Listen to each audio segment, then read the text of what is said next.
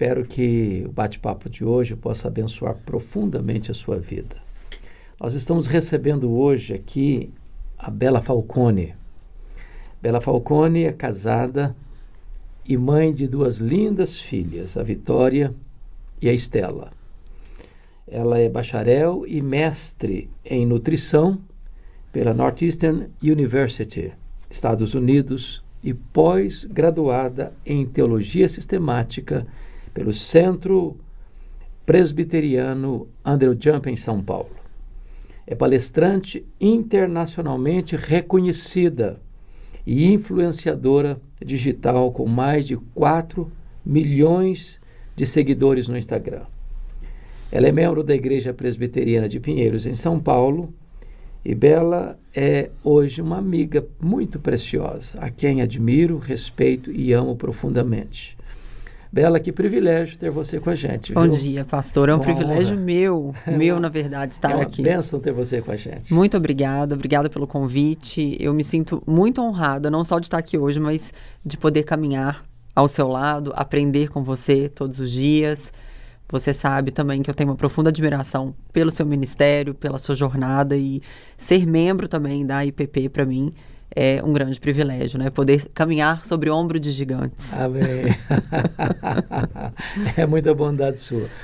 Ô Bela, você hoje é uma pessoa que influencia milhares, por que não dizer milhões de pessoas, no Brasil e fora do Brasil.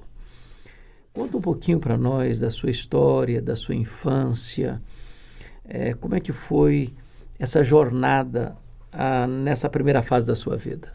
Bom, eu nasci em Uberlândia, interior de Minas Gerais. O meu pai trabalhava numa empresa na época, ele vivia sendo transferido e acabei nascendo lá, mas não morei muitos anos. Logo fomos para Belo Horizonte, onde eu fui criada. E tive uma infância normal, né, numa criança que mora na capital. Tenho 2 irmãos, sou a mais nova de 3 filhos. Aos 11 anos, eu experimentei aí talvez a primeira ruptura da minha vida, que foi muito difícil, que foi a separação dos meus pais. E mamãe saiu de casa, enfim, fomos morar com ela. E desde então, eu comecei a alimentar dentro de mim mesma um desejo, um sonho de um dia sair do Brasil, de aprender uma nova língua, de poder dar uma condição financeira melhor para minha mãe, porque a gente enfrentou grandes dificuldades financeiras depois do período da separação.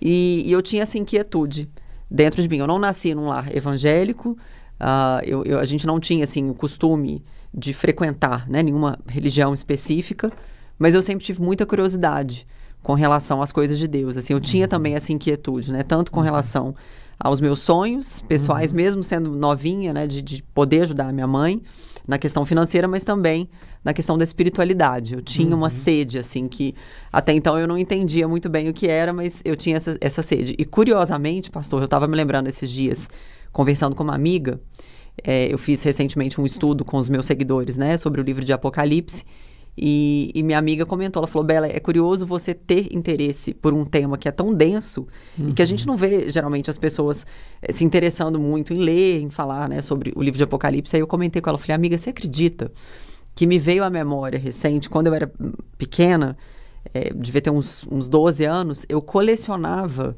uma tirinha que vinha na revista Veja. A revista Veja tinha uma coluna sobre religião, e eu me lembro de recortar aquilo, pastor, e eu tinha uma pasta que eu fazia, porque eu tinha muita curiosidade de entender esse antagonismo, né, do bem e do mal, quem é Deus, quem é o inimigo de Deus, como que a gente vence isso, o que é a morte. Eu tinha essa curiosidade, e isso me veio muito vivo à memória. Então, desde nova, eu já me inclinava para essas coisas.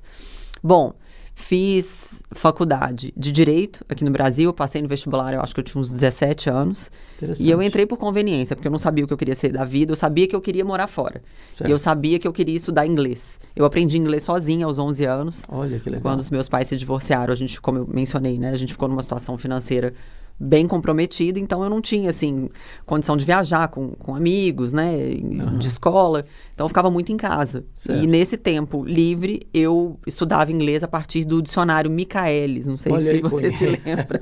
Isso é antigo, não tinha internet na época, aliás, Todo até mundo tinha. conhece o Michaelis. Todo mundo, mas era caro, né, assim, as pessoas não tinham, não era comum de você ter internet e computador em casa, não existia Google do jeito que a gente tem hoje na nossa época, né, eu falo que a gente aprendeu no método raiz, Barça, dicionário, tinha que ir na biblioteca.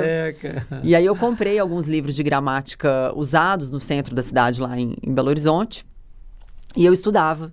E acabei aprendendo a língua inglesa, que eu sempre fui apaixonada. E aí, com 17 anos, fiz o vestibular, passei para Direito. E cursei mais ou menos 4 anos. Lá em Belo Horizonte. Lá em Belo Horizonte. E no 4º ano, eu já tinha certeza que não era aquilo que eu queria. Que você queria. Mas eu pensei, poxa vida, né? Já foram 4 anos, será que eu largo esse trem? Será que eu fico? O que é que eu faço da minha vida, né?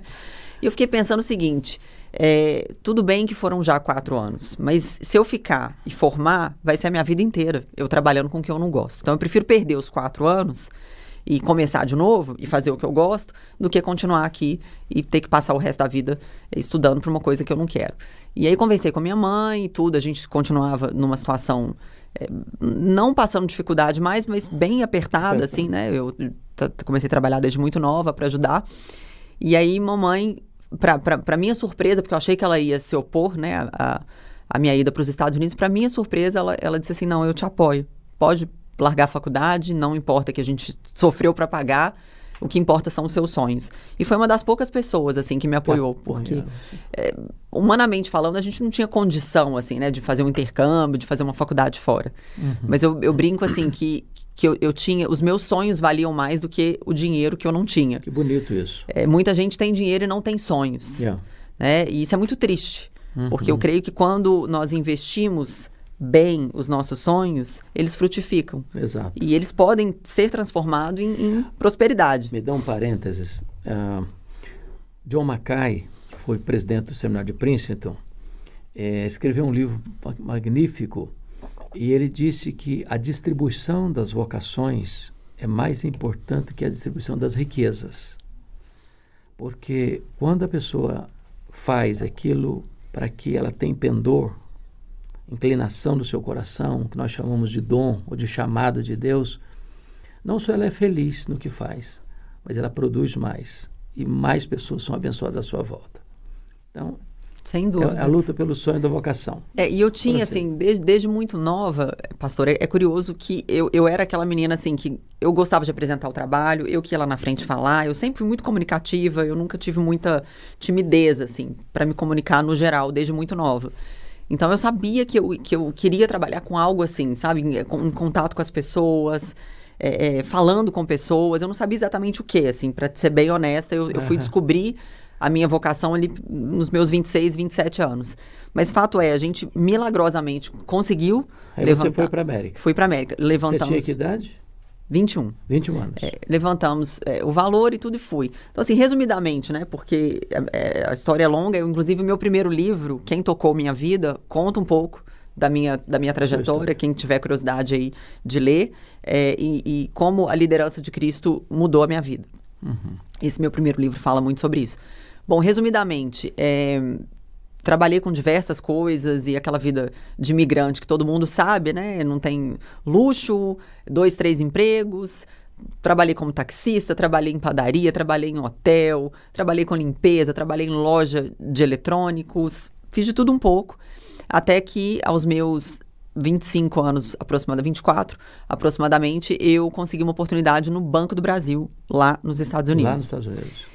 E essas alturas o seu inglês já está fluente. Estava muito bom, já, muito bom. Eu falava inglês praticamente o dia inteiro, né? Porque apesar de ser Banco do Brasil, tinham muitos funcionários que eram ou americanos ou estrangeiros. Então, a língua oficial, assim, né, de comunicação lá era basicamente o inglês.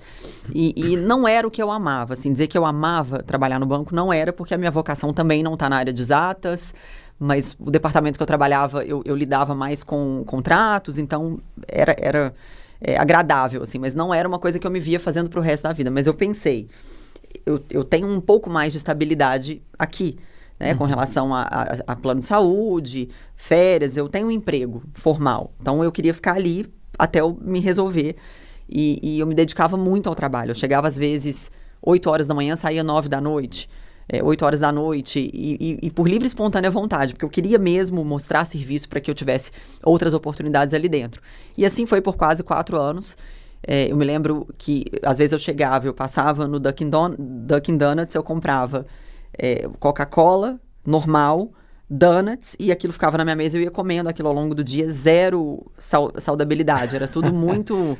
O contrário do curso que você veio fazer. O contrário, e foi aí que eu me encontrei, né, esse foi o gatilho, assim, o despertar, porque eu passei a ter uma vida muito sedentária, eu tinha um desk job que eu ficava sentada literalmente o dia inteiro, comendo porcaria, McDonald's, coisa muito calórica, não me preocupava com a saúde, só com o trabalho, até que um dia eu senti uma dor na região do fígado. E aí eu falei, agora eu vou ter que fazer um check-up. Fazia muitos anos que eu não fazia check-up porque era tudo muito caro nos Estados Unidos. Continua sendo até hoje. Continua sendo, só que no banco eu tinha um plano de saúde. Falei, então finalmente eu consigo fazer o check-up e ver o que é necessário, né? O acompanhamento médico. E quando eu fui fazer os exames, para minha surpresa, tinha várias alterações e uma alteração que indicava uma esteatose hepática. Ou seja, gordura no fígado. E eu fiquei pensando, falei, gente, mas eu sou tão nova, eu não fiz nem 30 anos ainda, eu sou magra, porque a gente costuma associar a magreza à saúde, isso não é verdade, né? Uma pessoa que é magra, ela não é necessária.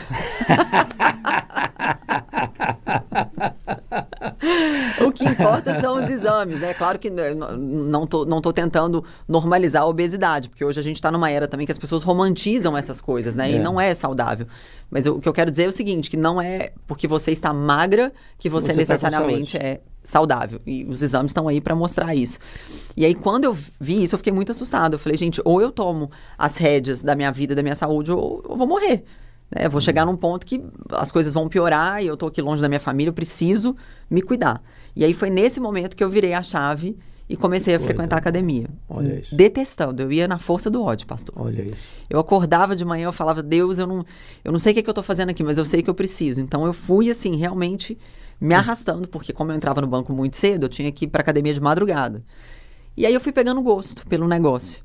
Porque a gente começa a ver as transformações no corpo, você fica mais saudável, mais disposto, metabolismo funcionando mais rápido. E aí eu comecei a compartilhar no Instagram essas fotos, assim, de academia, prato de comida que eu comia, minha rotina do dia. Eu fiz uma espécie de diário de rotina, mas mais para me automotivar do que para, enfim, para exibir, para... E aí começa, então, a sua vida jornada na rede social. Sua influenciadora digital. Que coisa. E nisso eu estava já quase 4 anos no banco com uma proposta de ser promovida para um cargo melhor, um salário um pouco melhor. E quando eu percebi que a minha rede social tinha crescido, né, nessa história aí de postar minha rotina, muita gente se identificava e tudo, e o Instagram ainda não tinha começado aqui no Brasil. Eu chamei meu gerente para conversar, eu falei, é o seguinte... Eu acho que eu me encontrei aqui, eu gosto de fazer isso. Eu gosto de escrever textos motivacionais, eu gosto de falar com pessoas e gosto dessa área da saúde, eu quero estudar para isso. Você não tinha começado seu curso ainda? Não, aí foi que eu comecei. Eu estava no banco. Aí eu estava prestes a entrar num curso de economia, que também não era o que eu amava, mas eu falei, já que eu estou no banco, eu vou fazer uma forcinha aqui para estudar economia para eu ter melhores oportunidades aqui dentro. Mas aí foi a reviravolta da história. Não vou fazer economia, vou fazer nutrição. Mas o curioso é que eu fiz a nutrição não almejando necessariamente atuar como nutricionista, porque de fato eu nunca atuei como nutricionista. Eu nunca atendi, assim, num consultório, né? Eu acho que eu não tenho nem muita vocação para isso. Entendi. Eu não me vejo, né? Assim, clinicando. Mas eu estudei para conseguir aprender um pouco mais, para aplicar aquele conhecimento na minha vida e, de repente, também ajudar outras pessoas. Eu não tinha noção, assim... A motivação inicial, então, foi para cuidar de você mesma. Para cuidar de mim mesma. E também porque eu já era conhecida na rede social e eu não queria correr nenhum risco de falar besteira. Olha, eu sempre tive muito cuidado, assim, né? Nas coisas que eu falo, porque, querendo ou não, você não sabe quem tá ali do outro lado. E, às vezes, uma informação que você passa errada, a pessoa vai aplicar aquilo na vida dela e aquilo pode gerar consequências. Então, a minha preocupação era, agora eu tenho uma responsabilidade social. Tem pessoas que, nessa época eu devia ter 500 mil seguidores, que pra época era muita coisa. O Instagram estava apenas começando, né? Lá nos Estados Unidos, eu tô falando de 2011, 2012. E aí, quando o Instagram veio pro Brasil, o brasileiro ama internet, né? O brasileiro... Aliás, um dos países mais ativos, eu né, acho e presentes e dinâmicos nessa área de ele mídias sociais. ele tá nos top 10 ali de acesso do ranking. Eu sei que na Ásia também eles têm alguns países ali que são bem, não necessariamente o Instagram, mas outras redes sociais. Mídias. Eles são bem assíduos também, mas o Brasil é uma loucura. Então, quando veio o Instagram, que explodiu a febre, né, que veio para substituir as antigas redes sociais que a gente tinha, né, MySpace, Facebook, o negócio estourou aqui e a Bela, brasileira, que mora lá nos Estados Unidos, foi literalmente pioneira, né, primeira... E esse nome Bela já estava no... Sempre foi Bela, porque é Isabela, né, mas Isabela. desde que eu me entendo por gente, família, amigos, sempre foi Bela. E aí eu vim para o Brasil em 2013, eu me lembro que foi, assim, uma loucura. Quando eu cheguei aqui, era canal de televisão, revista, querendo entrevista e capa de revista e não sei o que lá, evento. Era uma coisa louca, porque não tinha tanto influenciador. Então éramos, assim, umas 3 ou 4 influenciadoras nessa área do fitness. E, então tinha muito assédio, assim, de mídia querendo entrevistar para entender, porque era tudo muito novo, né? Quer dizer, eu fazia... eu monetizava a minha rede social quando ainda nem se conhecia o termo publi. Né? Hoje a gente faz publi post, né? Publicidade, de uma forma mais, digamos assim, organizada e formalizada, mas naquela época não. A gente fazia, eu nem entendia bem o que eu estava fazendo, mas eu inaugurei aquela história, né? Eu brinco que eu capinei mato na rede social. E Deus foi preparando. Quando finalmente, para resumir a história, né? Como eu falei, quem quiser saber mais está lá no meu primeiro livro. Mas quando finalmente foi a reviravolta da história da minha conversão, né? Conta para nós um pouquinho, isso é tão importante. Pastor, foi assim, Deus... Você lembra o ano, mais ou menos? 2016. 2016. Maio de 2016, não tem como esquecer. Eu tive a minha primeira filha em 2015. E eu me lembro, assim, que essa sede que eu tinha lá na minha infância, de querer conhecer mais sobre religiões, dos recortes, de querer entender essa batalha, essa suposta batalha entre o bem e o mal, quem é Deus, por que nascemos, qual é o nosso propósito, eu tinha ainda essa sede. Só que eu busquei isso em outros lugares. Por exemplo, dos meus 25 até os meus 27 anos, aproximadamente, ou talvez um pouco mais, eu me dediquei à filosofia budista. Olha isso. Eu lia diversos livros, eu cheguei a visitar templos no Japão, na Tailândia. Olha isso. Aquela história da meditação. É claro que eu não pretendo, com essa fala, de forma alguma, ser desrespeitosa com as pessoas que seguem essa filosofia, mas apenas contando a minha trajetória e de onde Deus me tirou. E eu tinha já essa sede, só que eu não conseguia encontrar respostas, né? Entendi. Obviamente. Eu buscava, eu falava, gente, mas... Tudo bem, Buda era um homem, né? Ele não morreu por mim, ele não me garante entrada no céu, ele não me garante salvação. O que ele fez por mim? Ele deixou aí um bocado de livro interessante, né? De se ler, com frases ali impactantes, mas o que ele fez pela minha salvação? O que temos depois daqui? Porque eu não quero pensar que eu vou reencarnar aqui sendo uma árvore. Eu não nasci para isso, eu não aceitava, eu ficava meio que indignada quando eu lia aquilo. Eu falava, eu não quero voltar sendo outra pessoa ou sendo um outro ser, um bicho, sei lá. Aquilo não me satisfazia, eu continuava com sede. Mas eu continuei buscando ali nessa filosofia, até que a minha primeira filha nasceu em 2015, e a maternidade, eu falo isso assim, convictamente, ela desperta uma espiritualidade na mulher. Entendi. Se a mulher já é cristã, ela vai talvez ficar mais. Se ela não é, ela vai querer buscar mais, porque o amor de uma mãe com o filho, eu acho que ele é um centésimo da expressão do amor de Deus, né? Assim, questão transcendental. É mesmo. Transcendental. A gente não consegue explicar, a gente só sente, a gente só vive. E quando vi que nasceu, essa sede aumentou ainda mais. E aí eu passei a não querer mais buscar aquilo no budismo, porque eu falava, isso aqui, eu não atende o meu anseio. Não atende o meu anseio, não responde as minhas perguntas. E aí eu me lembro que eu falei com a minha mãe, ela morava, ainda mora lá nos Estados Unidos, e ela trabalhava muito nessa época, ela não conseguia me ajudar com o bebê. E eu falei, mãe, eu vou ter que trazer alguma pessoa do Brasil para me dar esse apoio, porque mãe de primeira viagem, a gente não sabe nem dar banho direito, né? É desesperador. Aquele bebê pequenininho, medo de deixar cair, de machucar. Eu falei, vou trazer uma pessoa experiente do Brasil para morar comigo, para me ajudar. E você, nesse tempo, nos Estados Unidos? Sempre lá. E aí eu tinha uma pessoa experiente e tudo mais, que supostamente viria para me auxiliar. E aí, quando ela foi renovar o visto, negado. E aí eu pensei, poxa vida, quem que eu vou arrumar agora? E de última hora eu recebo uma ligação de uma amiga olha, eu tenho uma pessoa assim, assim, assado para te indicar. Ela tem o visto tudo certinho, ela pode ir e tá disponível. Inclusive, ela já até parece que morou um tempo aí fora, enfim. É uma senhora cristã, muito do bem, muito experiente, vai ser ótimo, um perfil maravilhoso para você. Veio Eva. E Eva chega lá em Orlando, alguns meses antes da Vicky nascer. Aquela senhora, assim, que só de olhar a gente já sente paz. Uma graça, uma pessoa abençoada, diferenciada. E eu lembro que eu ficava olhando para ela, pastor, eu falava, gente, essa mulher tem algo de diferente. Qual o segredo? Qual que é o segredo? Uma alegria, um sorriso no rosto. E aí ela começou a me contar a história de vida dela, que ela foi...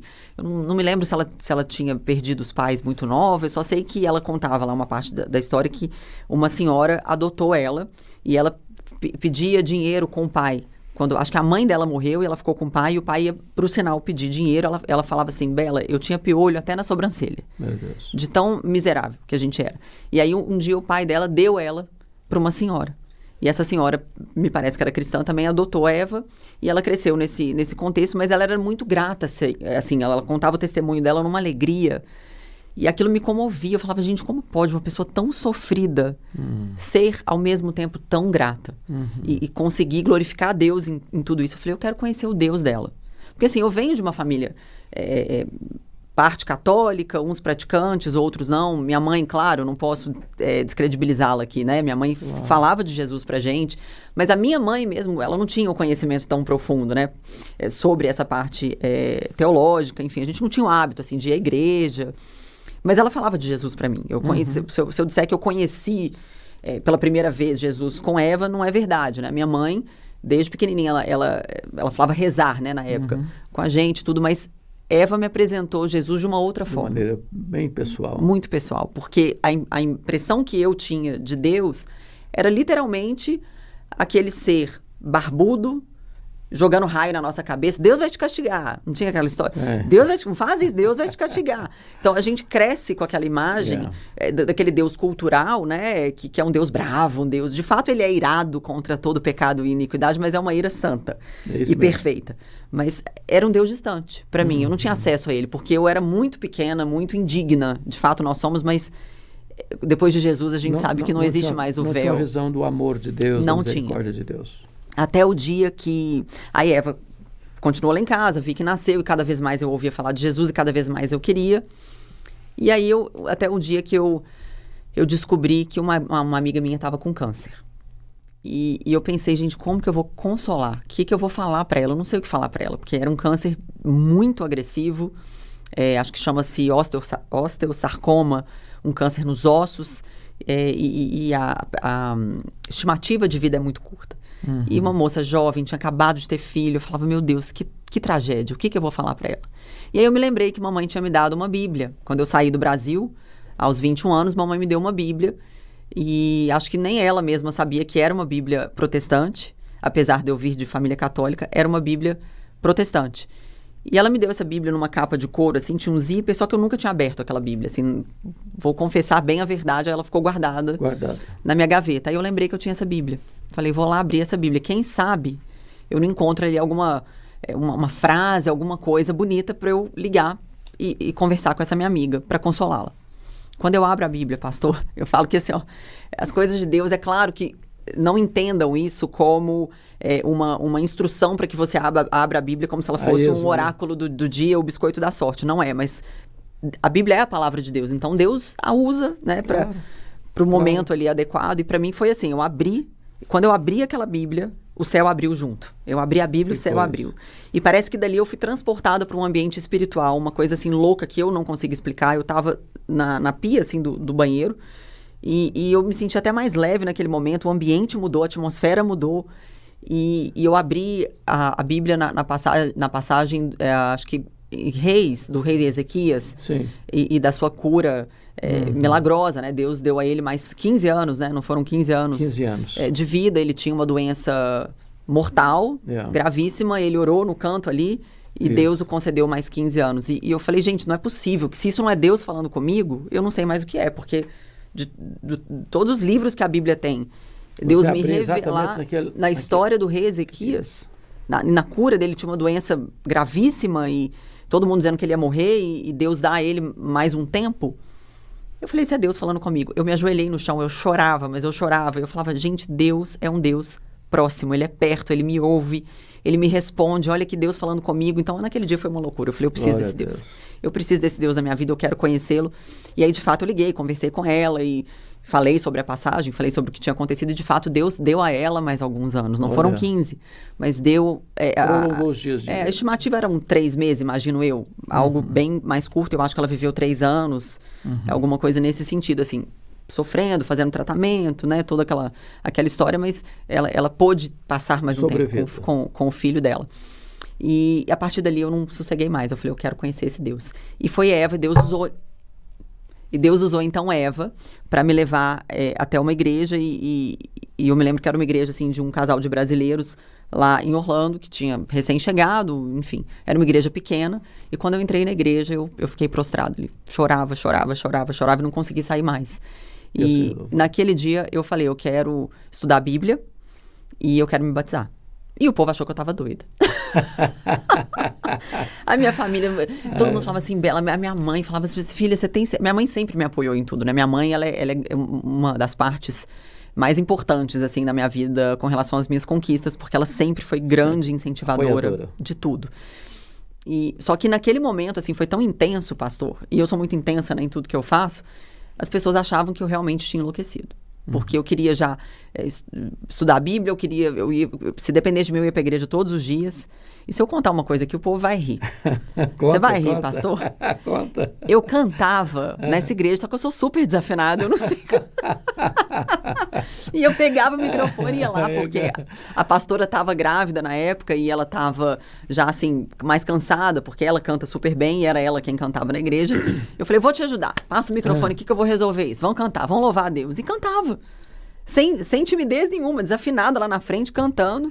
Eu adoro música, né? De fato, eu gosto muito. Inclusive, eu tenho alguns louvores que eu compus, que foram gravados. Que legal. Mas eu ia lá na cara dura e cantava. E comecei a ficar muito intensa, assim, na minha jornada. Eu estudava com o meu pastor, aliás, sou muito grata também ao Alexis, que me conduziu, né? Ele foi a primeira pessoa, realmente, que me ajudou aí a entender um pouco mais de Bíblia. Eu ia pra casa deles e a gente ficava no intensivão ali estudando. E todo mundo achou que eu tinha pirado. Aí, no dia do meu batismo, eu me lembro que eu olhava pra cara, assim, que eu levei todo mundo. Falei, vocês vão lá assistir. Aí botei irmão, irmã, filho, marido, todo mundo lá pra ver. O meu cunhado. E tô eu lá na piscina ainda foi na casa da minha irmã, na piscina da minha irmã é católica. Foi na piscina da casa dela. Oh, meu Deus. E tinha um tocando violão, não me lembro quem que era.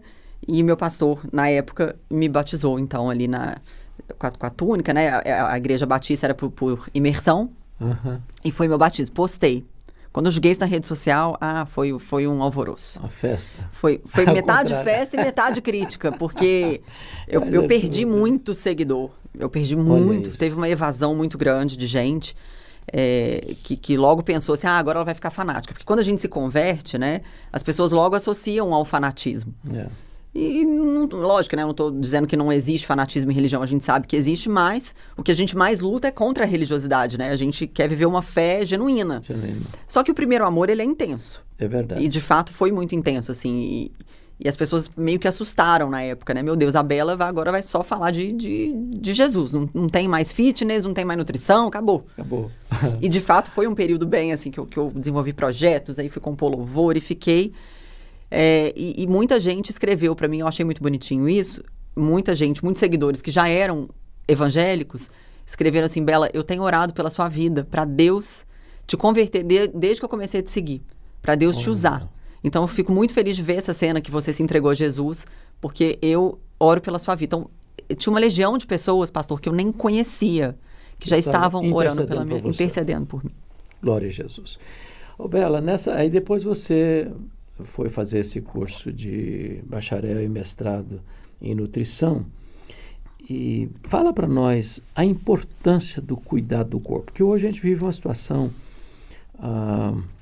de correria, outros uma alimentação irregular ou até nociva à saúde, como você colocou, às vezes a pressa, corre, a pessoa não fica preocupada com alimentação e Isso tem gerado grandes problemas, né, na saúde. Nós vivemos num país com graves problemas de saúde pública. Qual a importância da boa alimentação para o cuidado do corpo e que relação tem isso com a vida da espiritualidade, da vida, relacionamento com Deus? Saúde, vida espiritual. Como é que é isso? Boa pergunta. Eu só quero fazer um parênteses aqui antes de responder, principalmente voltado aqui, né, aos cristãos, porque muitos irmãos pensam que para você viver uma vida plena em Deus, tem que cuidar só do espírito. Não precisa cuidar do corpo. E isso é um pensamento que parte ali do dualismo grego, né? A matéria é má, o espírito é bom. E isso é um erro enorme. Em primeiro lugar, nós não fomos criados para existirmos sem um corpo. Desde que a criação é criação, Adão e Eva tinham um corpo. Óbvio. E o corpo é o único lugar que a gente tem, que o nosso espírito tem para morar. Porque se o espírito não mora no corpo, se a nossa alma está fora do corpo, o corpo está morto. Está morto. Então, as pessoas se esquecem que o cuidado com o corpo é o que vai designar, é o que vai ditar a sua vida. Ou você vai ter uma vida plena, com vigor, com disposição para servir a Deus, ou você vai ter aquela vida na qual você vai ser arrastado. Você que escolhe. A gente não pode, pastor, delegar isso, terceirizar uma responsabilidade que é nossa. Dizer assim, não, eu sirvo a Deus, ele vai cuidar da minha saúde. Deus cuida, de fato, nos detalhes, mas a gente tem que fazer a nossa parte também. Ele dá as ferramentas para você cuidar. Deus não vai descer do seu trono de glória para fazer um ovo mexido para você de manhã, né? Para fazer seu café da manhã saudável. A gente tem que correr atrás e fazer a nossa parte. Então, o que eu percebo, assim, um equívoco muito grande das pessoas viverem aí à mercê. Vou ver o que acontece. Não vou cuidar do meu corpo, porque os meus avós comeram rapadura até o último dia de vida e viveram até os 9. Mas tudo bem, nós não estamos falando sobre a quantidade de anos que a gente vai ver mesmo, porque isso já está definido, né? Ninguém pode aumentar um côvado sequer, né? Nos seus dias. Mas o que eu estou querendo dizer é qualidade de vida. Que vida você escolhe ter? E não só isso. Para as pessoas que são mais novas, a gente tem que pensar na questão da genética, né? Hoje já se conhece muito sobre a epigenética, né? Como a nossa programação genética afeta as gerações vindouras, como isso vai afetar os nossos filhos e os filhos dos nossos filhos também, porque isso vai passando. Então não é pensar só na gente. Você vai ter filhos, entra numa coisa mais regrada, né? Numa alimentação mais regrada, para que isso seja transmitido para os seus filhos. A alimentação saudável ela é muito importante, não só pela estética. E o que é alimentação saudável? Excelente pergunta também, porque as pessoas acham que a alimentação saudável é você comer frango com batata doce, whey e ovo. E não é isso. A alimentação saudável, ela é você conseguir entregar para o seu corpo os insumos que ele precisa para trabalhar de forma adequada, todos os seus processos aí fisiológicos, né? Você precisa de uma quantidade adequada de vitaminas, de minerais, de proteína, de carboidrato, de gorduras boas, para que o seu corpo funcione na sua potência máxima. Então, o equilíbrio alimentar, ele é, sobretudo, você buscar de fontes saudáveis, calorias densas, que é o contrário de calorias vazias, todos esses micro e macronutrientes que atendam às suas necessidades diárias com equilíbrio. O que isso quer dizer? Que você não precisa se tornar uma pessoa obcecada com dieta e sair se privando de algumas coisas. Passar fome. Não. Você pode se permitir. Bom, o jejum é bom. É bom, mas eu digo assim, a pessoa ir para a cama com fome. Eu queria, com medo de comer. Propositalmente. E existe muito isso, né? Em casos de anorexia, de bulimia, que são transtornos alimentares seríssimos. Mas só um pouquinho. O cidadão comum, mesmo pessoas instruídas, não tem essa noção do que é saudável, o que não é saudável, no sentido de quantidade, variedade. Qual conselho? Eu deveria ir a um nutricionista, a um médico dessa área, para ele dar um rumo, ou eu faço isso por conta própria, no chute, sem entender direito as coisas? Bom, qual conselho que você daria? Tendo condições, porque a gente tem que considerar aqui que existem pessoas que têm condições de pagar um profissional e outras não têm. Vamos ser realistas, né? tendo condições, o meu conselho máximo é vá a um profissional, porque aquela pessoa estudou para aquilo. Né? Ela estudou para orientar. Só outra perguntinha rápida. Pessoas são diferentes, então o que é bom para um pode não ser bom para o outro nesse caso? Sim, existem coisas que são gerais, que fazem bem para todo mundo. Okay. Por exemplo, beber água, ingerir fibras. Vou beber a minha, vai. Comer, né, uma quantidade boa de frutas, né, para você obter ali os antioxidantes. Isso é geral. Isso é bom para todo mundo. Isso é para todo mundo. Mas existem coisas específicas, agora falando da fruta, né, especificamente. Se você está falando sobre uma pessoa que tem diabetes, por exemplo, não é qualquer fruta que essa pessoa pode comer em qualquer quantidade. Então, ali a gente precisa de um cuidado. Certo. Então, se você já tem alguma condição médica, né, alguma doença pré-existente, aí é imprescindível que você se consulte com o nutricionista, com o nutrólogo, o médico que seja, para te acompanhar. Mas falando de um cidadão saudável, que não tem nenhuma doença pré-existente, né, para se preocupar, são regras gerais que funcionam para todo mundo. Porções menores. Quem come pouco, come de tudo um pouco. Você não precisa exagerar. Nós, culturalmente, né, a gente foi criado e o ser humano tem um problema. O que é comer pouco, Bela? Eu comer e você ainda ficar com vontade de comer um pouquinho mais e parar ali? Não de ficar com fome, mas a ponto de você se sentir, estou satisfeito, eu acho que eu não preciso comer mais. A gente tem esse discernimento. Certo. A grande questão é que demora alguns minutinhos para essa comunicação chegar no nosso cérebro. É por isso que se a gente continua sentado à mesa e a comida está ali, a gente vai continuar beliscando. Porque não deu tempo ainda do nosso cérebro processar que a gente já está satisfeito. E quando eu faço esse teste com as pessoas, eu sempre aconselho, 10 minutinhos, saia da mesa, vai dar uma volta ali, bota alarme, 10 minutos. Você vai ver que quando você voltar, você não vai comer mais. Porque você já deu tempo do seu de novo, cérebro. Gente, desculpa. Eu tô que bato no microfone, porque a pessoa gesticula muito. Porque já deu tempo do seu cérebro entender que você está satisfeito. E você vai se surpreender quão menor é a porção para que você se sinta satisfeito. Então, por isso que eu digo assim, a gente não precisa comer muito. A gente foi criado, como eu estava dizendo, nessa cultura dos banquetes, né? A mesa, tudo é comida. E tudo bem, eu não vejo problemas graves com relação a isso, desde que a comida não se torne um ídolo. Mas o ser humano, de modo geral, a gente tem problema com comida desde a criação. E, sobretudo, quando você está, às vezes, na casa de uma pessoa e na cabeça daquela pessoa, você só gostou se você comeu muito. Minas Gerais, é assim. Minas Gerais é assim. Minha sogra. A linguagem do amor do mineiro é essa aí. E às vezes bota até no seu prato. Não, mas isso aqui tá maravilhoso. Coma mais um pedaço.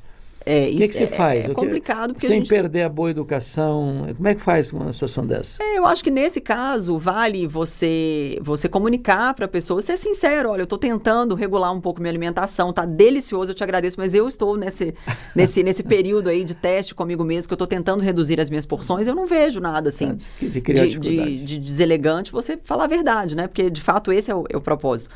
Mas o ser humano tem um problema com o alimento desde a criação, né? Olha o que aconteceu. A Eva, ela foi seduzida ali com fruto. Ela pecou com os olhos primeiro. Me permite uma parte só, porque eu quero que você continue nesse assunto. Eu vejo alguns lugares onde as pessoas na infância passaram privação de comida. Agora, tendo fartura, parece que a mesa tem que estar... Por exemplo, você bota na mesa com 4, 5, 6 pessoas, comida para 20. E precisa ter esse excesso de comida, talvez até inconscientemente, para compensar a escassez do passado. Como é que lida com isso, culturalmente? É uma questão bem complexa, é por isso que a neurociência agora tem andado muito lado a lado com a nutrição, com a medicina, porque a gente precisa, de fato, repassar por uma espécie de reprogramação na nossa mente. Porque eu tenho um problema, por exemplo, eu tive um período da minha vida de um pouco de escassez. Eu tenho trauma de botar uma mesa e eu olho as pessoas e falo, meu Deus, é pouco, acho que não vai dar. Eu tenho essa angústia.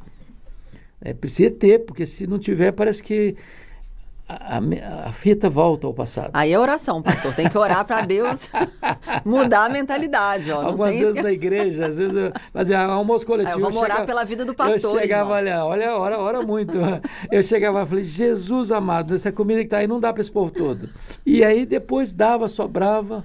Mas isso não é só as pessoas que necessariamente passaram por um período de escassez. Eu acho que isso é cultural. Nós fomos criados nessa cultura, né? Toda festividade, ela sempre é recheada de banquetes ali, né? E isso, acho que desde a antiguidade, não só no nosso país, mas o brasileiro tem essa cultura, porque a comida do Brasil é muito gostosa, muito, né? Aquela comida caseira.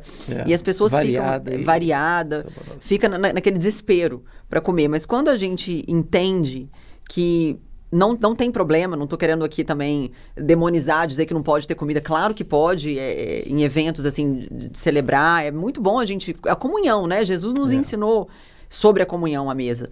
Só que quando a gente entende que o nosso relacionamento com a comida deve ser, em primeiro lugar, não meramente, mas prioritariamente, para nutrir o nosso corpo e não para suprir as nossas emoções, a gente consegue desenvolver melhor essa nossa relação com a comida. Porque o grande erro é nós buscarmos na comida uma compensação, seja de um trauma passado ou seja de uma emoção mal resolvida. Porque, de fato, as nossas emoções caíram desde a queda da humanidade, né? A depravação total. Não tem uma faculdade sequer da nossa existência que não tenha sido atingida pelo pecado. E as nossas emoções, de fato, também foram. E a gente não tem como negar. Dizer que, eu nunca me senti ansiosa, eu nunca senti raiva, eu nunca senti ciúme. A gente sente. Claro. E muitas vezes a gente busca compensar isso no alimento. Claro. E eu não estou querendo apontar dedos, dizer que a culpa é sua, que a culpa é minha, que a culpa é sua. Não.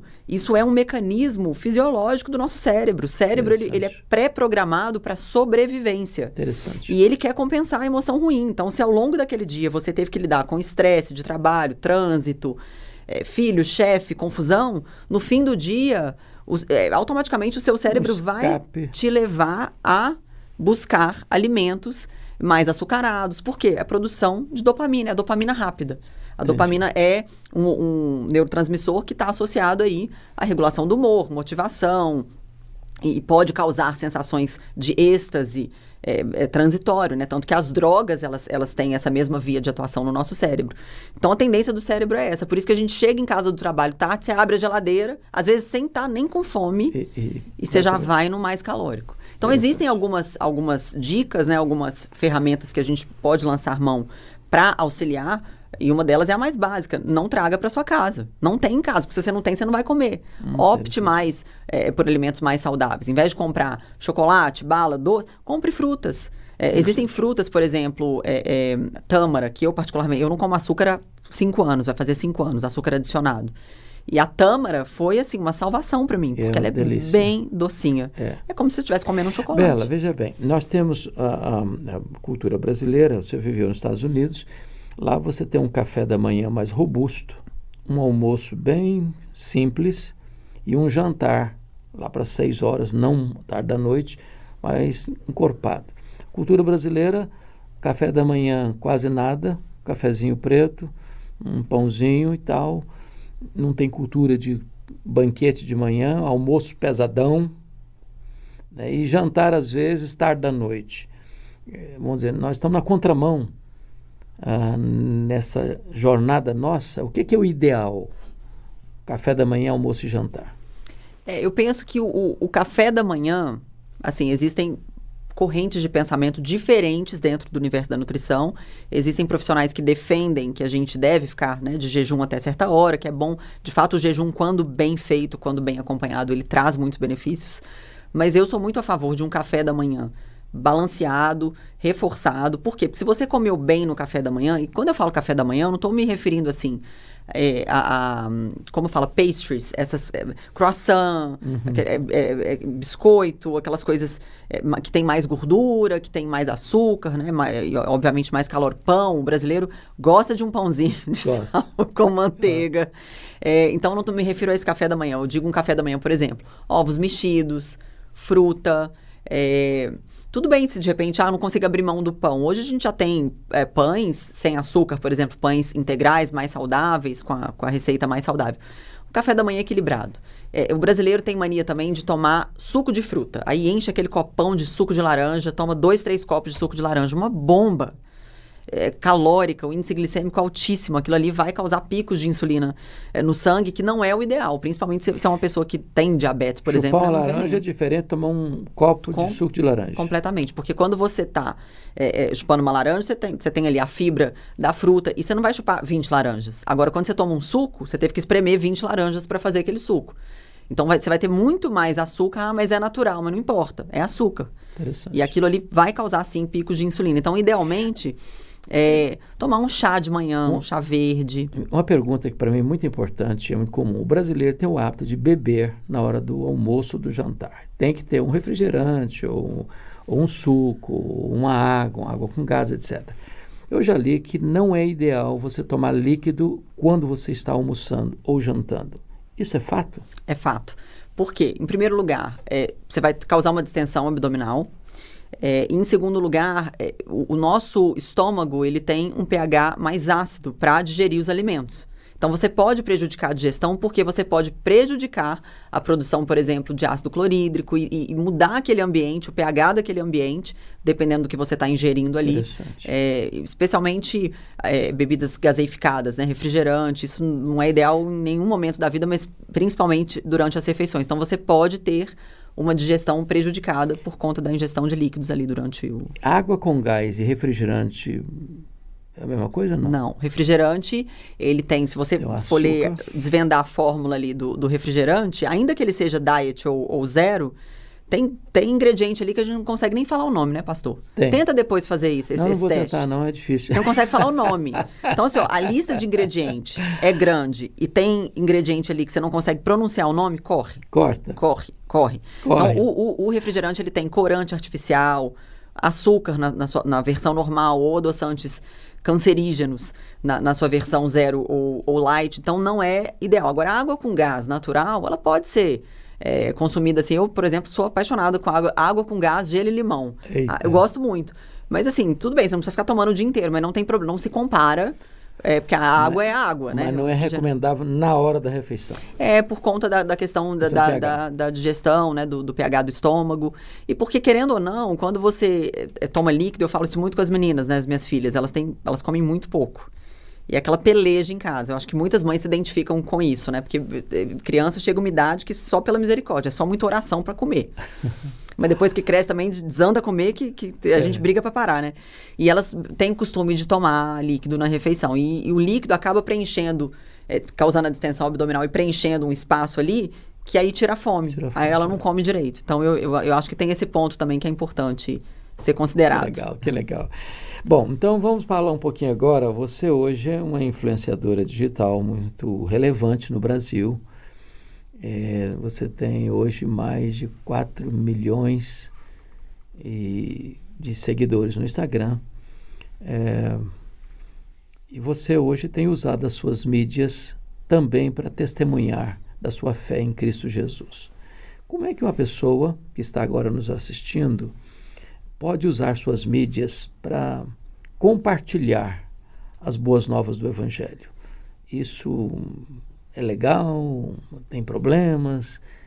Como é que a gente usa isso? Bom, ótima pergunta, obrigada pela pergunta, pastor. Mas antes de responder, eu preciso honrar também a sua vida, né? Porque você tem grande parte nessa minha caminhada. Se hoje eu evangelizo com boa base teológica no meu Instagram, isso é fruto de um grande incentivo seu. Obrigado. Lá no passado, para quem não sabe, deixa eu só contar rapidamente aqui a minha história com o pastor Hernandes, porque foi resposta de oração. No ano em que eu me formei no meu mestrado, eu estava lá em Boston, onde fica a Northeastern University, eu estava fazendo um jejum ali de 30 dias com esse propósito, de orar e de pedir a Deus direção com relação à igreja, porque a gente já estava ali mais ou menos nessa transição entre Estados Unidos e Brasil, e eu fiquei bem perdida quando eu cheguei aqui. Eu não sabia qual igreja eu deveria frequentar, eu não estava muito satisfeita na igreja que eu estava frequentando na época, por questões teológicas também, já senti esse incômodo, e eu comecei a orar e pedir ao Senhor: Deus, me mostra qual igreja, eu preciso de um pastor, de um homem de Deus, de uma pessoa séria, para me ajudar, para me conduzir de novo, né? Porque lembrando dessa minha responsabilidade social, mais uma vez. E aí eu fiz esse propósito, enfim. E aí entreguei meu jejum no 30º dia, e passado 2 dias eu vim para o Brasil, uma amiga me telefona, me manda uma mensagem, não lembro, E ela comentou assim, Bela, você tá aqui em São Paulo, sabe aquele pastor que você assiste sempre, que você manda os vídeos dele para mim, que você gosta muito, o pastor Hernandes, por que você não tenta marcar uma conversa com ele, pra vocês se conhecerem? E ela nem sabia que eu tava nesse propósito, de buscar uma igreja, sério, um pastor. Por que você não tenta marcar um encontro com ele pra você conhecer ele? Ele é uma bênção de Deus. Eu vi que a nora dele te segue. Aí eu falei, ué, será? Eu acho que ele viaja muito. Eu falei, ele não fica em São Paulo. É muito difícil encontrar ele em São Paulo. Ele tem a agenda muito cheia, cada dia pregando num lugar. Ela falou, não custa tentar. Vou mandar uma mensagem pra nora dele, que eu sei que ela te segue e ela é minha cliente. Aí foi que tudo surgiu. O encontro, a gente se encontrou, eu acho que Renata marcou com ela num restaurante, uma churrascaria, estava eu e Maguila aqui em São Paulo, e aí surgiu o encontro, e foi uma coisa assim, eu fiquei tão impactada, eu fiquei tão feliz, porque eu sentia no coração que aquela era uma resposta, uma direção de Deus na minha vida, que eu não conseguia, eu me lembro que eu servi o prato, do jeito que eu servi a comida ficou, você não deve ter reparado isso, mas do jeito que eu servi ficou, porque eu não conseguia nem piscar do assunto. A gente começou a falar sobre algumas coisas teológicas, alguns assuntos mais profundos, eu comecei a te ouvir ali, e eu fiquei impactada, porque eu falava, gente, a pessoa que eu ouço diariamente pelo YouTube tá aqui na minha frente, e eu tô tendo a oportunidade de aprender de forma pessoal, né, próxima, e isso é uma bênção, um privilégio muito grande. Naquele dia, eu fiz uma proposta ousada para o pastor. Falei, pastor, eu nunca te pedi nada. Você não quer ser meu pastor, não? Aí a resposta é, claro, princesa, vamos caminhar juntos, vou te ajudar, conte comigo. Aquele dia, para mim, foi um divisor de águas, porque você me incentivou a estudar teologia. Glória a Deus. E aí eu fui pro Mackenzie, né, pro Centro Presbiteriano, pro Andrew Jumper, fiz a teologia sistemática, e desde então não parei mais de estudar, estudo, tenho as minhas ferramentas, e sou muito grata a Deus, porque você também prefaciou o meu livro. Então, só como fruto desse trabalho, né, Bela, esse livro fantástico, Se Não Houvesse Amanhã. Esse é um livro escrito pela Bela, um livro aborda assuntos teológicos importantíssimos, vitais, e a editora Ragnos publicou esse livro. Esse livro é um sucesso aqui no Brasil, e se você tiver até interesse, nós temos aqui, viu, Bela? Aqui na que LPC, bênção! Vocês podem ligar para cá e nós teremos muito prazer de enviar para você. E eu sou muito grato a Deus porque você escreve um livro com uma relevância importantíssima, temas importantíssimos. Deixa eu ver aqui no índice, Cosmovisão Cristã. Por que podemos confiar na Bíblia? Aliás, a Cosmovisão Cristã, eu tenho que honrar aqui também a vida do pastor Heber Campos, né, que foi meu professor, e ele fala muito sobre esse tema. Exponencial. Os Evangelhos, Reféns na Casa do Valente, a morte que ele morreu vale a vida que você vive? Somos como a neblina, Jesus como Senhor e não somente Salvador, o Evangelho para hoje. Então, é uma obra espetacular e eu louvo muito a Deus por esta obra preciosa que você escreveu. Tenho muito carinho por esse livro e, mais do que isso, por você ter aceitado prefaciá-lo. Isso com certeza fez toda a diferença. Me ajudou também na revisão do livro. Isso. Foi fundamental. E eu escrevi esse livro na pandemia, que foi uma época que todos nós ficamos ali apreensivos, né? Com medo, será que vamos morrer? Será que não vamos? Será que Jesus está voltando? Então foi um livro bem urgente ali, não só para hoje, mas para aqueles dias também, porque fala sobre vida eterna, sobre a morte, né? Do ponto de vista do cristianismo, enfim. Então, voltando aqui para a sua pergunta, pastor, se hoje, então, eu uso as minhas redes sociais para falar de Jesus e ter uma certa segurança, né? De não estar falando nada errado, de não estar mudando ali algum aspecto da palavra de Deus, eu devo isso muito a você que vem caminhando comigo, prontamente me responde quando eu tenho uma dúvida e sempre alegre em me ajudar. E, enfim, a sua vida é muito preciosa também, você é muito importante, não só para o Brasil, mas para o mundo, né? Eu falo que Deus escolheu a dedo, assim, algumas pessoas para mandar aqui para a Terra, e certamente pastor Hernandes foi uma delas, e eu sei que quem está assistindo não discorda de mim, muito pelo contrário.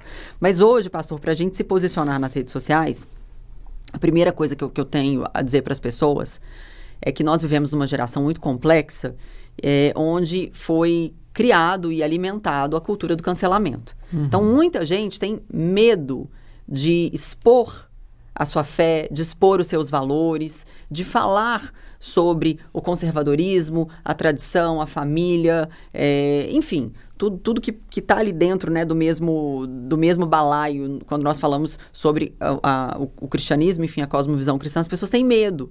Por quê? Porque criou-se essa cultura do cancelamento. Então, a primeira coisa que eu tenho para te dizer é a seguinte: quanto mais nós nos dobramos à cultura do cancelamento, mais ela cresce.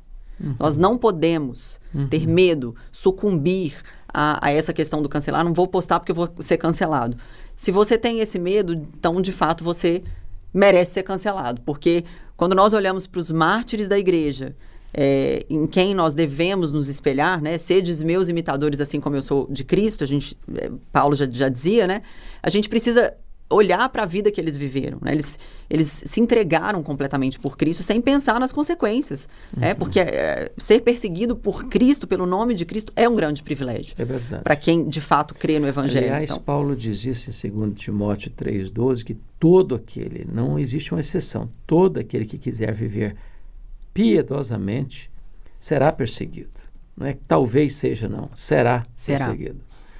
Porque o Evangelho, ele é uma contracultura dentro de uma cultura decadente, né?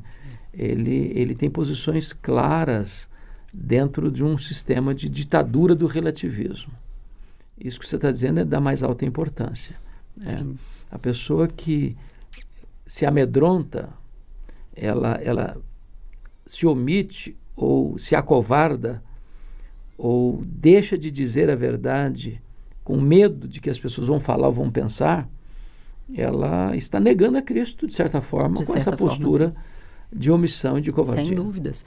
E eu digo para as pessoas assim, se você é cristão e a sua vida não tem cruz, então reveja o seu cristianismo. Porque Jesus disse, né, aquele que quiser vir após mim, tome a sua cruz e me siga. Ele não disse o seguinte: larga a sua cruz, deixa ela lá e só vem. Não, tem cruz. É claro que com ele o fardo é mais leve, mas ainda tem fardo. Então, quando eu olho para a minha vida, assim, eu vejo que, claro, existem perseguições, existem oposições, e é impressionante. Quando eu começo a fazer um estudo bíblico, por exemplo, lá no meu Instagram, eu tenho um canal de transmissão que tem crescido para a glória de Deus, e ali eu concentro todos os devocionais, as orações, os estudos sobre temas variados, e é impressionante. Quando eu coloco ali eu entro numa jornada de estudar, por exemplo, fizemos agora o livro de Apocalipse, parece que começa aquele trem, assim, e é isso, a gente tem que a nossa batalha não é contra a carne, né? Me permita uma análise histórica para se continuar esse assunto.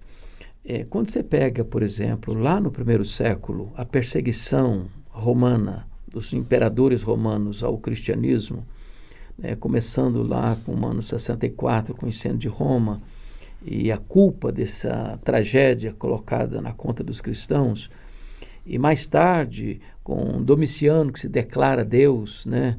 E a partir daí, nessa esteira, muitos outros vieram com essa mesma postura, e os cristãos sendo massacrados. Roma não era intolerante. Não havia nenhum problema dos cristãos adorarem a Jesus, desde que chamasse César de Senhor. O problema não é que a sociedade contemporânea não reconheça o valor de Jesus. Todos reconhecem. Ele é um grande profeta, ele é um espírito iluminado, ele é um dos membros do panteão dos mediadores. Agora, quando você afirma que Jesus é o Senhor, que ele é a verdade, que ele é a porta para o céu, que ele é o caminho para Deus, que não há salvação em nenhum outro nome dado entre os homens, a não ser o nome de Jesus, aí você criou um problema. Porque você entra dentro dessa cultura da pluralidade e da verdade subjetiva, que é a bandeira principal do pós-modernismo, né?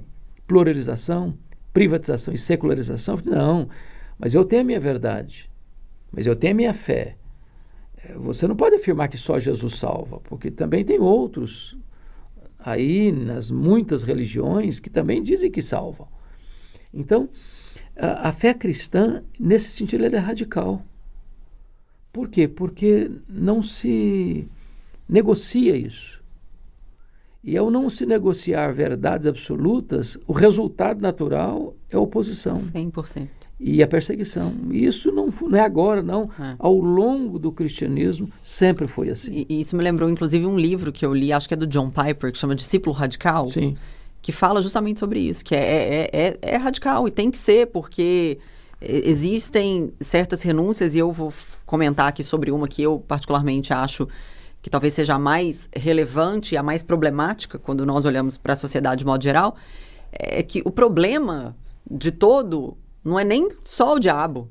O problema são as pessoas quererem fazer delas mesmas o seu Deus. Eu acho que a pior coisa do mundo é a gente cair na nossa própria mão. E decidirmos o rumo da nossa vida. Eu vou escolher o que é bom para mim, meu corpo, minhas regras, minha vida, minha regra, e eu vou tocar meu barco, eu não quero nem saber. As pessoas, desde a queda, isso é uma consequência óbvia, buscam uma autonomia na sua vida, né? Viver de forma autônoma, ser o grande piloto ali da aeronave da sua própria vida. O grande capitão da sua alma. O grande alma. capitão. E isso é um grande erro, sabe? Porque eu consigo derrubar essa falácia aí em uma frase. Se eu perguntar para você hoje, você sabe do que você vai morrer? Você sabe que dia que você vai morrer? Ninguém tem essa resposta. Então, como você pode ser o dono da sua vida se você nem sequer se lembra de ter escolhido nascer? Você diz lá, eu que vou agora, eu que vou descer lá na Terra.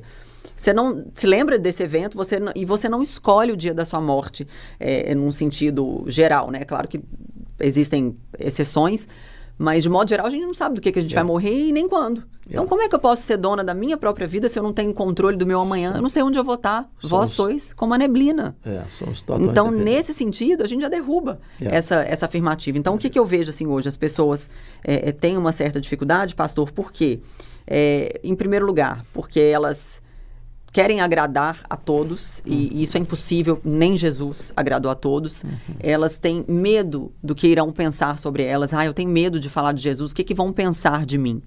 Né? Então, assim, a quem você quer agradar? Deus ou a homem? Você tem que escolher, não dá para ser amigo de Deus e amiguinho do mundo, né? Quem é amigo de Deus é inimigo do mundo. Não estou dizendo que você tem que brigar com as pessoas, não é isso.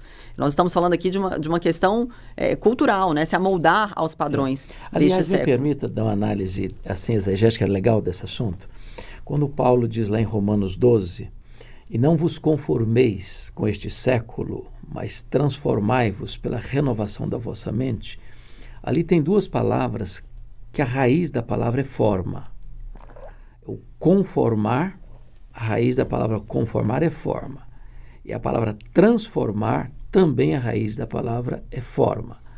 No grego havia duas palavras para forma, a palavra morfê e a palavra esquema. Esquema era a forma camaleônica, que todo dia está mudando. Por exemplo, aquilo que era errado ontem, hoje é aplaudido como certo. O que era certo ontem é visto como errado. Ou seja, a sociedade ela está mudando todo dia, toda hora. Ela não tem uma verdade absoluta. Tudo é relativo. Agora, a palavra morfê é uma forma inalterável. É uma forma imutável. Quando Paulo diz assim, não vos conformeis com este século, que é a cosmovisão que nós chamamos de mundo, ele está dizendo, não põe o seu pé nesta forma, porque esta forma, ela está mudando toda hora. Essa forma, ela está alterando todo dia. É camaleônica, ela é ética circunstancial, ela é relativa. Agora, você pode se transformar pela renovação da vossa mente, pela renovação da sua mente, porque esse modelo aqui, ele não muda nunca. A verdade é a verdade. Foi verdade ontem, é verdade hoje, vai ser verdade amanhã.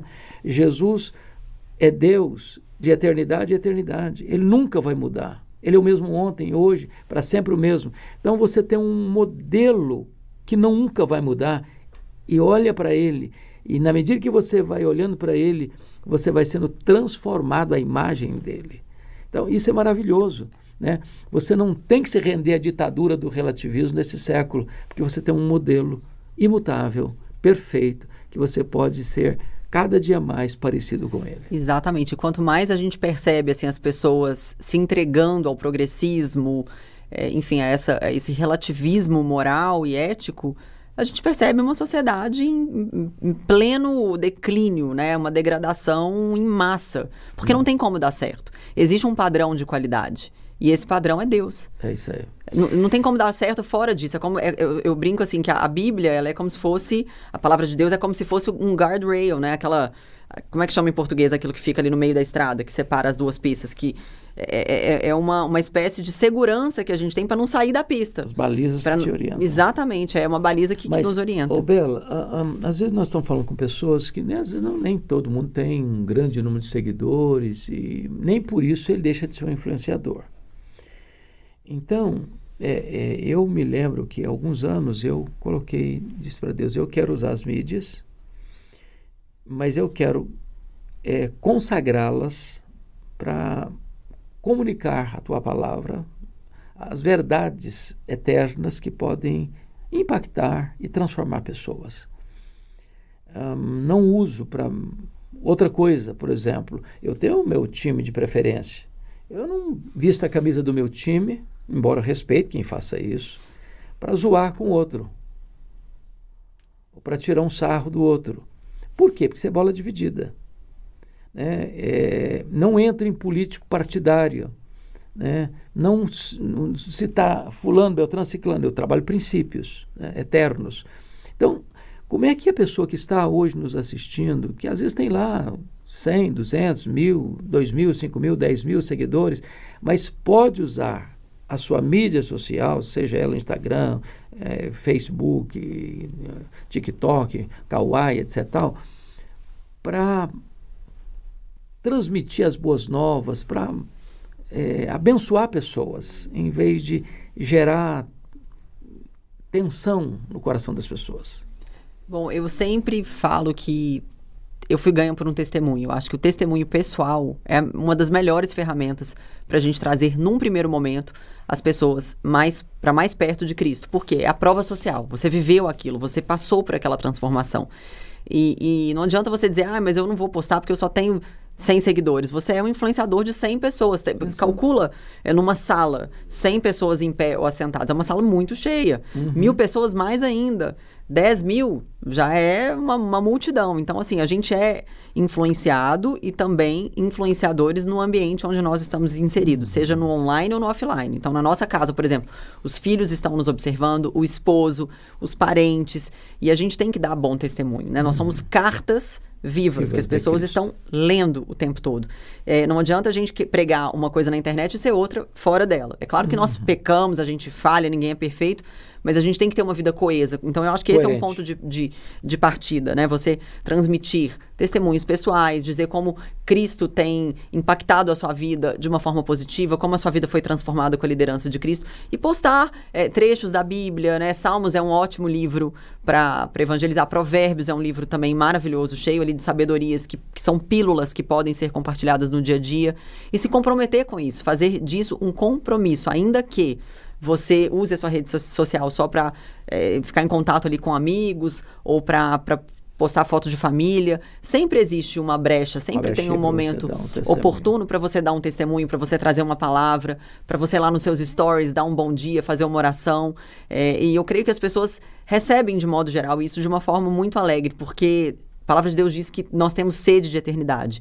Então, ainda que a pessoa que está te assistindo, te acompanhando, não conheça a Cristo, ela tem a sede, porque essa sede todos nós temos, até o ímpio tem.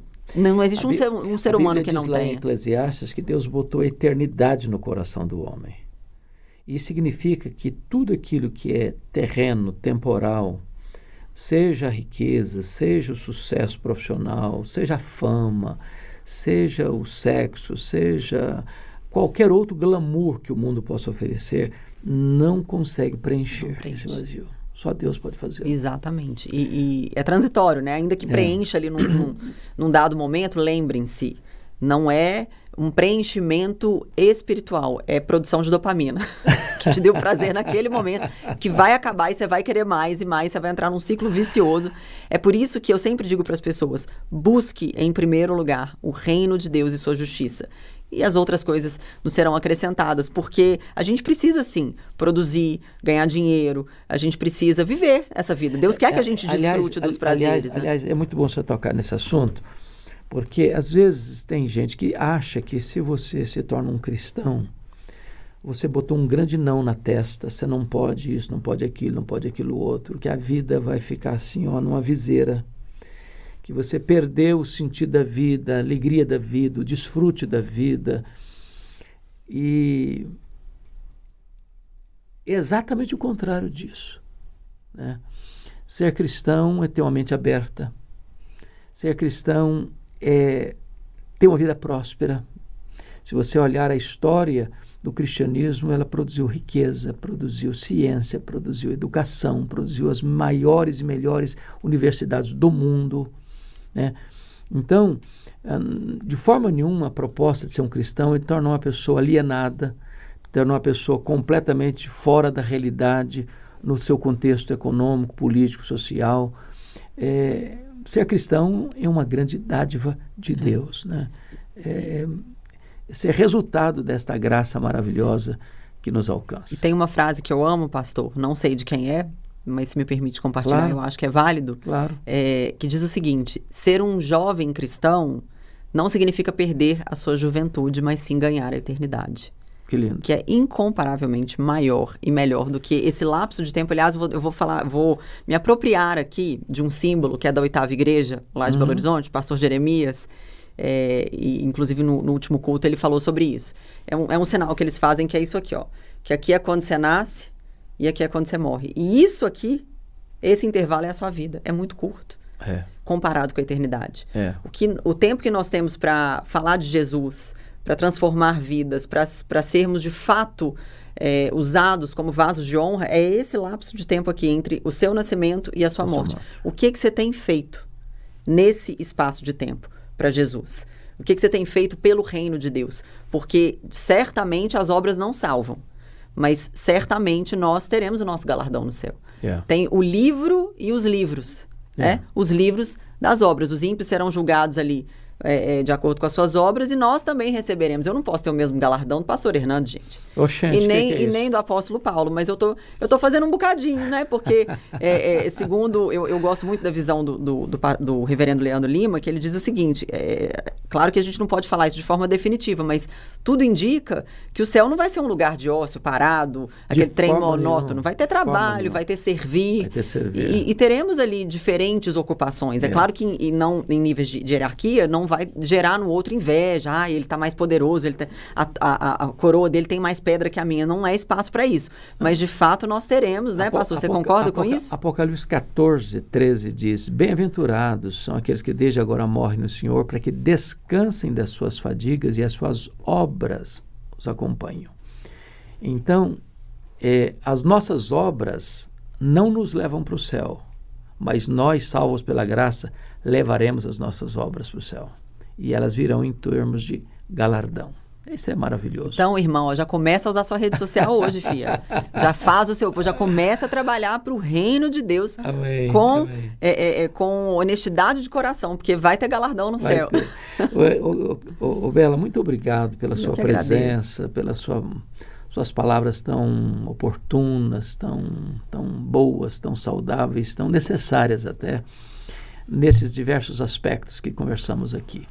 E agora eu gostaria de dar a palavra a você, para você, olhando para aquela câmera ali, trazer suas considerações finais, dar sua última palavra, seu último recado para quem está nos acompanhando. Bom, agradeço muito, pastor, por essa oportunidade.